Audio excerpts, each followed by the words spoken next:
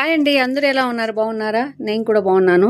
కోవిడ్కి మేము ఎందుకు రావాల్సింది వచ్చింది, ఇక్కడ నా అనుభవాలు ఈరోజు మీతో పంచుకోవాలనుకుంటున్నాను. మాది చిత్తూరు డిస్టిక్ అండి. ఇండియాలో నేను beauty parlour, tailoring, hand works, Arya works ఇలా చేస్తూ షాప్ ఓన్గా పెట్టుకొని ఉన్నాను. మ్యారేజ్ అయింది కడప డిస్టిక్లో.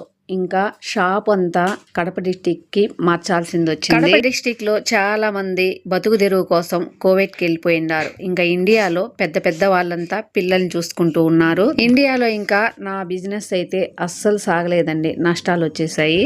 ఇక మా ఆయన అయితే పీజీ చేసుండారు. ఇండియాలో జాబ్స్ లేక కోవిడ్ లో 5 ఏళ్ళు ఉండి వచ్చున్నారు. మా అత్తమ్మ మా ఆయన మాత్రం కోవిడ్ కి మళ్ళీ వెళ్ళలేదు, సాలించుకొని వచ్చేసారు. మా ఆయన అయితే ఇండియాలో మీ సేవ ఆఫీస్ పెట్టుకొని ఉన్నారు. అందులో అంత లాభాలు ఏం రాలేదు. ఇక పరిస్థితులు బాగోలేక మళ్ళీ మా ఆయన కోవిడ్ కి రావాల్సింది వచ్చింది. ఇక బయట వీసా కొనుక్కొని ఇక్కడ బండి కొని ఒక ఫ్రూట్ కంపెనీలో అయితే స్థిరపడ్డాడు. దానికి కొంచెం అప్పు చేయాల్సింది వచ్చింది. ఇక మా ఆయన స్థిరపడిన తర్వాత నాకు వీసా పంపిస్తే నేను ఇక్కడికి వచ్చాను. ఇక కోవిడ్ కి నేను ఏ ధైర్యంతో వచ్చాను తెలుసా? మా ఆడబిడ్డ వాళ్ళు, మా మద్ది గారు, మా ఆయనకి అక్క వాళ్ళు ఫ్యామిలీలుగా ఆల్రెడీ కోవిడ్ లో ఉన్నారు.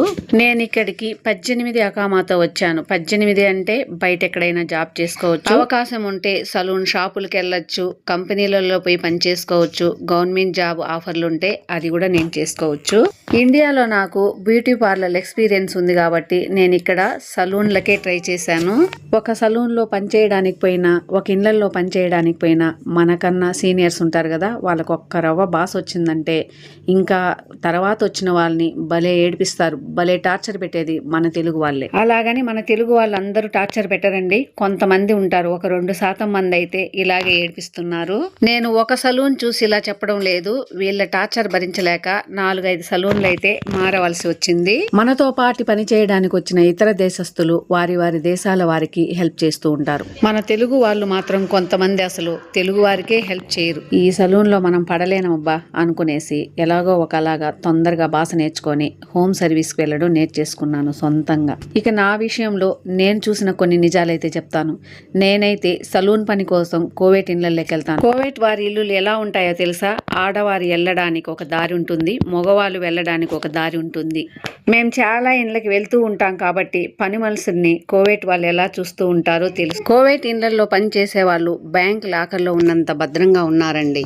చాలా మంది కోవిడ్ వాళ్ళు మన ఇండియా వాళ్ళని బిడ్డల్లాగా చూసుకుంటున్నారు. వారి ఫ్యామిలీలో వీరు కూడా ఒక నెంబర్ లాగా అనుకుంటున్నారు. కరోనా టైంలో ఇంకా వర్క్ అంతా డల్ అయిపోయిందండి. ఫస్ట్ కరోనా లాక్డౌన్ అప్పటికి నేను కన్సీవ్ అయి ఉన్నాను. సెకండ్ లాక్డౌన్ అప్పటికి నాకు పాప పుట్టేసింది. మా ఇంటి మహాలక్ష్మి పుట్టిన అదృష్టమే అనుకోవాలి. గవర్నమెంట్ జాబులు అయితే వదిలేరు. ఆన్లైన్ లో అప్లై చేశాను, వస్తే రాని రాకపోతే పాని అని ఒక రాయి అయితే విసిరాను. భగవంతుడి దయ వల్ల గవర్నమెంట్ జాబ్ అయితే వచ్చేసింది. అంటే 18 అకామా నుంచి 17 అకామాకైతే మారిపోయాను.